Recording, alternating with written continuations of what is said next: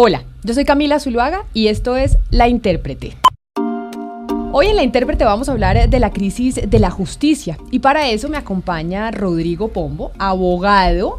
Bienvenido, doctor Pombo, mil gracias muchas gracias, doctora Camila, acompañarnos delicioso. Hoy en este podcast de La Intérprete. Del carajo, buenísimo, gracias. Y hablando de la crisis de la justicia, si uno hace un repaso juicioso por la historia republicana de Colombia desde la Constitución de 1991, se encuentra que ha habido dos instituciones muy ejemplares y que han sido impolutas. Dos instituciones que durante mucho tiempo fueron el orgullo de la democracia. El Banco de la República, independiente, y las altas cortes, o sea, la Corte Suprema de Justicia y la Corte Constitucional. Por un lado, el Banco de la República ha mostrado una gran seriedad de independencia frente a los presidentes de turno. En su política, monetaria jamás se ha dejado enredar en tentativas populistas y ha sabido cumplir su promesa de controlar la inflación. Sin embargo, doctor Pombo, en el caso de las altas cortes, hasta hace algunos años los magistrados eran vistos como unos caballeros y guardianes de la ley, unos prohombres.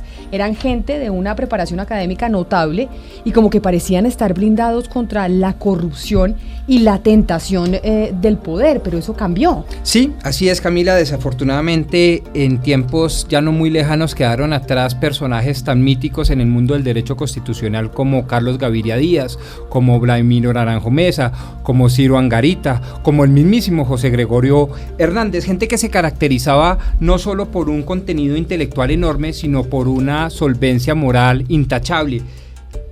Yo diría que en esa época de la primera y segunda corte quedaron atrás también los fallos históricos en un momento en donde se estrenaba la Constitución muy liberal, muy vanguardista, muy garantista, como lo fue ciertamente la de 1991. Y eso obviamente no está, exento de ciertas críticas en lo que comúnmente se ha llamado como el activismo constitucional.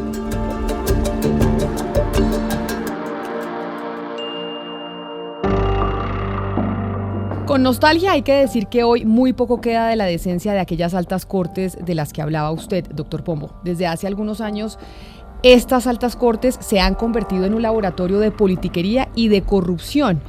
Y vemos denunciado en medios de comunicación cómo se han vuelto una cocina de favores y de fallos interesados. Si bien no se puede generalizar porque a veces es muy injusto, porque hay magistrados que son buenos, que son probos, que hacen su trabajo, tampoco se puede decir que en las altas cortes hay solo unas cuantas manzanas podridas, porque acá ya pareciera que estamos frente a un fenómeno estructural de corrupción en las altas cortes. Con enorme tristeza tengo que decirle que desafortunadamente eso es así, Camila.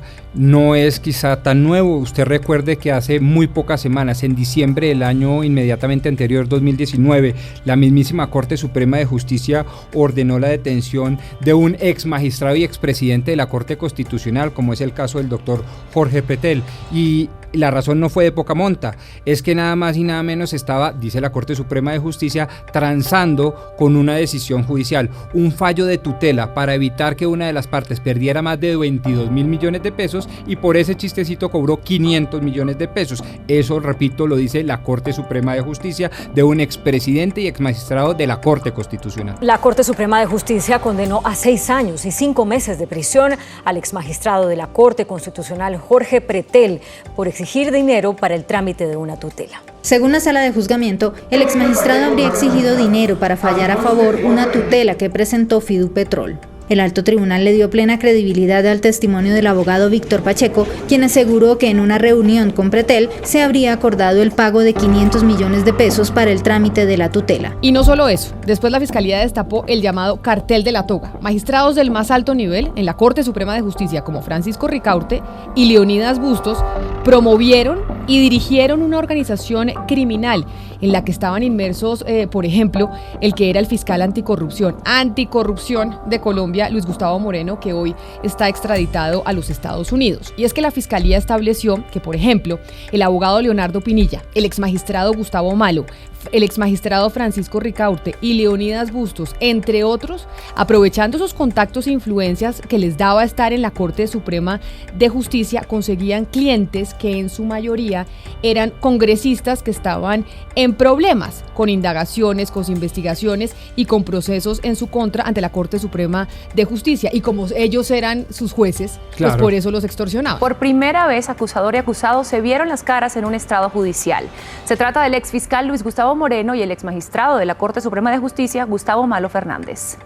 Ante los magistrados de la Sala de Primera Instancia de la Corte Suprema, Moreno declaró desde una cárcel de Estados Unidos sobre procesos engavetados y sobre la estrategia para frenar las investigaciones de los excongresistas Álvaro Ashton y Musa Besaile, que reposaban en el despacho del exmagistrado Malo. En la declaración ante la Corte de viva voz, el exfiscal Moreno reveló cómo dilataron procesos en la Corte, en especial cuando se logró sacar del camino al magistrado auxiliar de Malo. No, pues imagínese, como usted bien lo ha dicho, Camila, si esto ocurre al más alto nivel, en el seno mismo del corazón de las altas cortes, como el de la Corte Suprema de Justicia, ¿qué pensarán los ciudadanos? ¿Qué pensaremos usted o yo de lo que puede llegar a estar sucediendo en juzgados y fiscalías regionales, en juzgados y fiscalías seccionales? Es verdaderamente lamentable, y yo sí que lo siento como abogado litigante, que esto esté sucediendo y que por un lado uno tenga a una gente, servidores públicos, probos, decentes, dedicados, comprometidos, y por el otro lado verdaderos criminales que, abusando del poder de las altas cortes y de la función jurisdiccional, se comprometan con la corrupción y no con sacarnos de la corrupción. Pero ¿usted como abogado lo ha sentido? Yo, gracias a Dios, no, nunca. Y por eso defiendo a la rama en términos generales. Yo defiendo al servidor público que de manera abnegada se levanta todos los días a enfrentarse con un promedio de 800 expedientes en su despacho. Pero sí tengo que decir que las altas cortes, o no a vos, muchos magistrados de las altas cortes han quedado muy mal a través del cartel de la toga o de las tutelas y la venta y compra de tutelas para precisamente ganar protagonismo y dinero.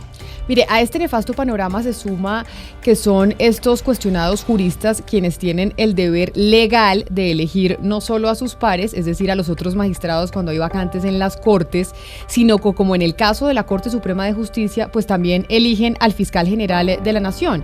Y pues precisamente el último problema tiene que ver precisamente con esta dificultad que hoy por hoy tiene al país con un fiscal en encargo, porque no han podido elegir ni a los magistrados ni al fiscal general. Por eso el periodista Óscar Montes, periodista barranquillero que conoce muy bien el intríngulis de lo que pasa en la Corte Suprema de Justicia, nos cuenta cuál es el panorama que se está viviendo en este sentido en esa alta corte. Óscar. La Corte Suprema de Justicia está a punto de desaparecer por física sustracción de materia, o para decirlo con mayor precisión, por falta de magistrados. Las cuentas son muy claras, Camila. De 23 magistrados que la conforman, solo hay 16, que es el número mínimo que se requiere para elegir en esta corporación.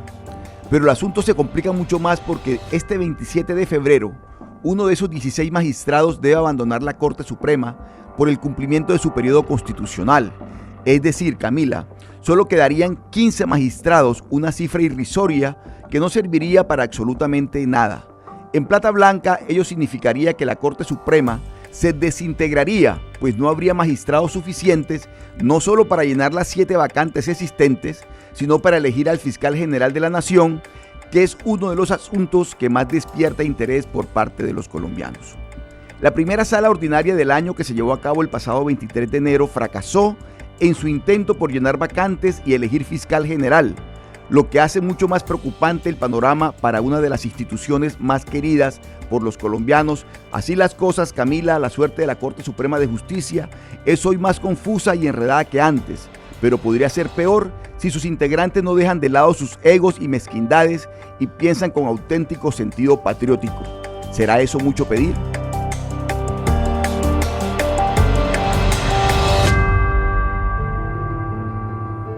Pues mire, Camila, oyendo a Óscar, a mí me queda absolutamente claro que el país necesita una reforma estructural del sistema de administración de justicia, en especial, y hay que decirlo también, Camila, el diseño institucional.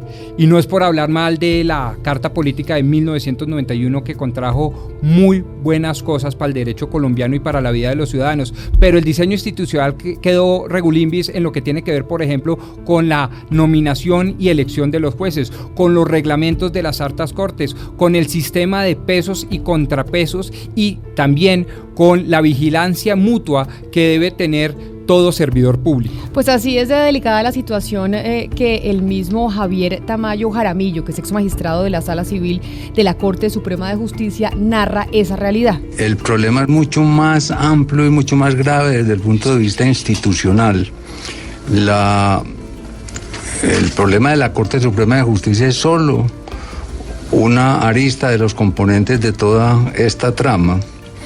El asunto tiene que ver con el enroque de las tres ramas del poder público creado por la Constitución del 91, que de la mejor buena fe y en su afán de democratizar la justicia, lo que hizo fue politizarla y burocratizarla. Imagínese, Camila, las vacantes, los puestos de los magistrados de las altas cortes terminaron siendo una lucha de muchos sectores del poder político, del poder económico, mejor dicho, de los poderosos de este país, para poner allí a familiares y amigos, y yo diría cómplices, absolutamente cómplices, camaradas en lo que tiene que ver con la organización criminal del Organigrama Nacional de las Altas Cortes. Y algo parecido, doctor Pombo, piensa Gustavo Gómez Aranguren, quien es expresidente del Consejo de Estado.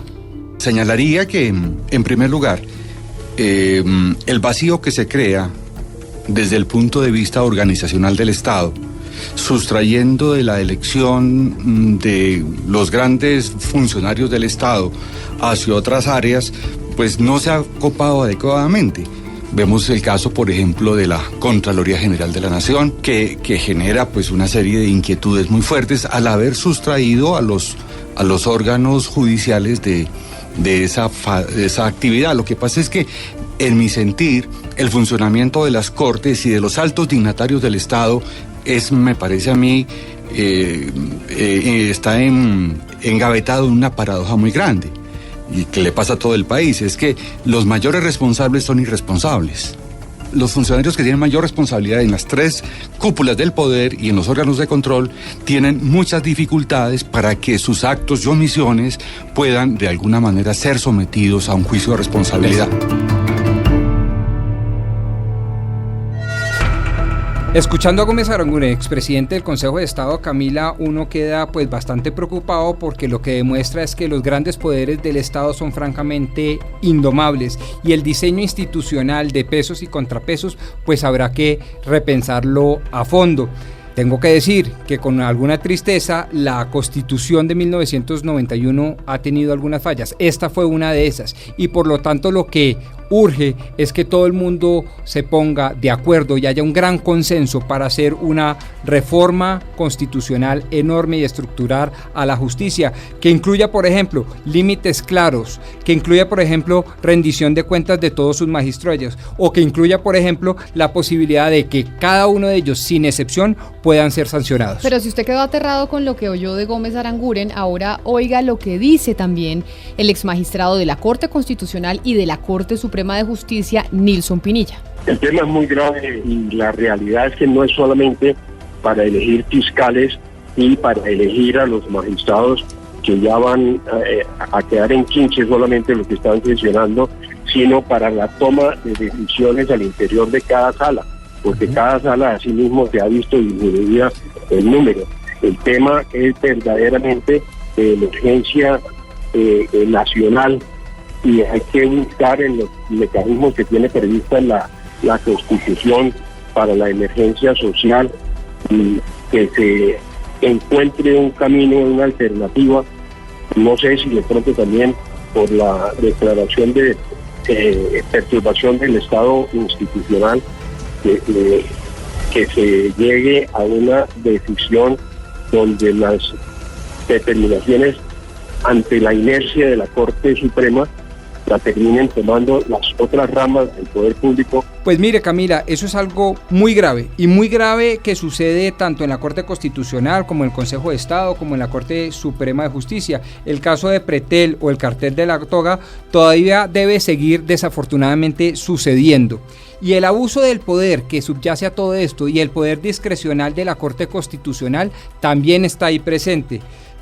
se seleccionan temas y el tema de la tutela es una de las principales reformas que debe abordar la Constitución. Pues eso que dice usted sobre la reforma sobre la tutela, lo menciona también el magistrado Tamayo, que explica muy bien por qué ocurren ese tipo de cosas en la Corte Constitucional. Y dice, pues más bien, escuche lo que dice el doctor Tamayo.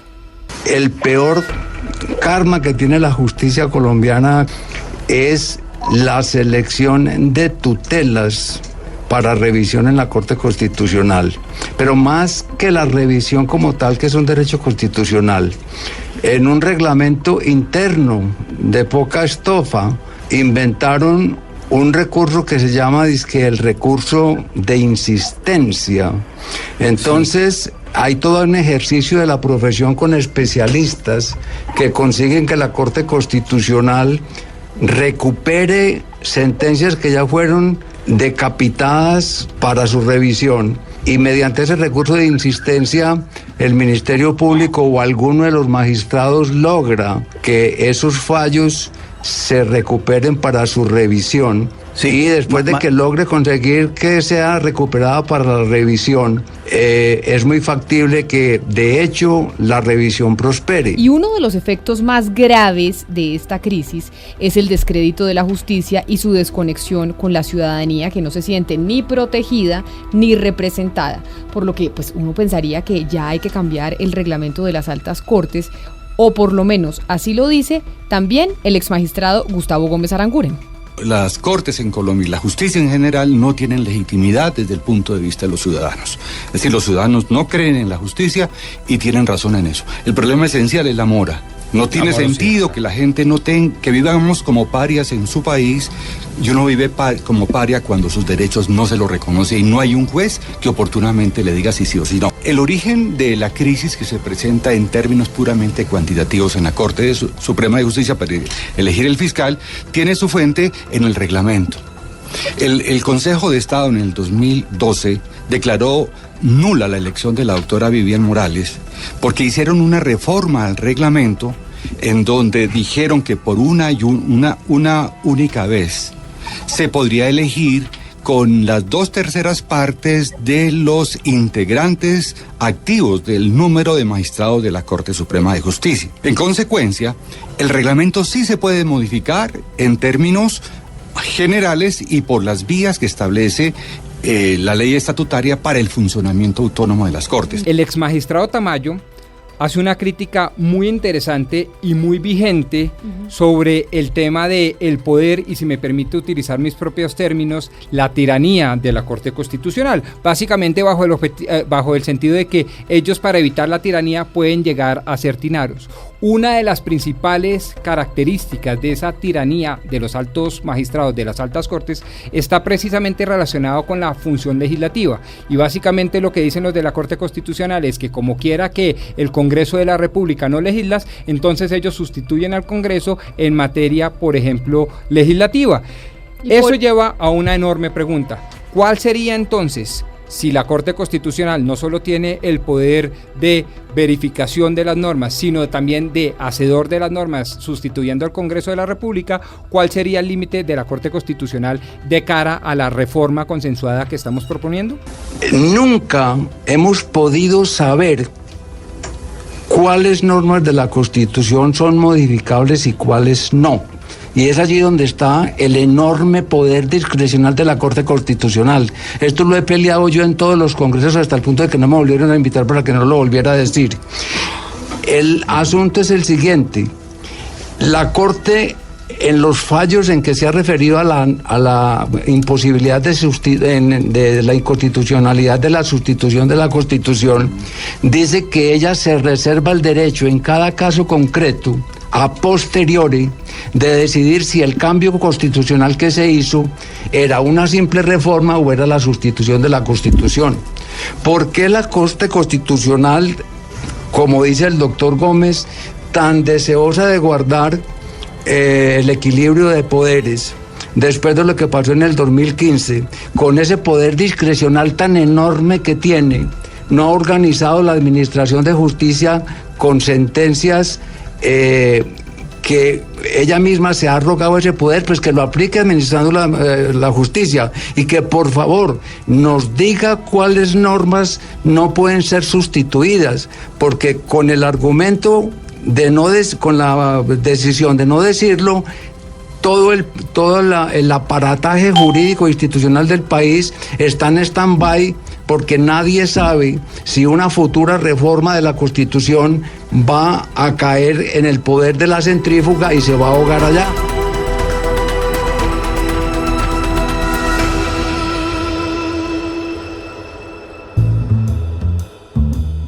Pues después de escuchar a Tamayo hay que obviamente aclarar y decir que esto es una posición, es la posición de un jurista que no necesariamente es la de todos los juristas en general. Al final, usted que es abogado, doctor Pombo, pues sabe que tantos conceptos como abogados y tantas interpretaciones de la Constitución como abogados en el país. Y lo interesante, Camila, es que a mi juicio son interpretaciones e ideologías igualmente válidas. Lo que sí es importante es que cuando uno se adentre en la reforma estructural a la justicia y al sistema de administración de justicia que estamos proponiendo y que ya es impostergable, pues se toquen también los límites de la Corte Constitucional. Y pues precisamente eso era de lo que queríamos hablar hoy aquí en La Intérprete. ¿Qué es lo que está pasando con la justicia? Pero principalmente con las altas cortes, porque los escándalos de corrupción que han llegado a las altas cortes no son menores, y eso pues tiene que hacernos pensar sobre lo que está pasando con el sistema en general.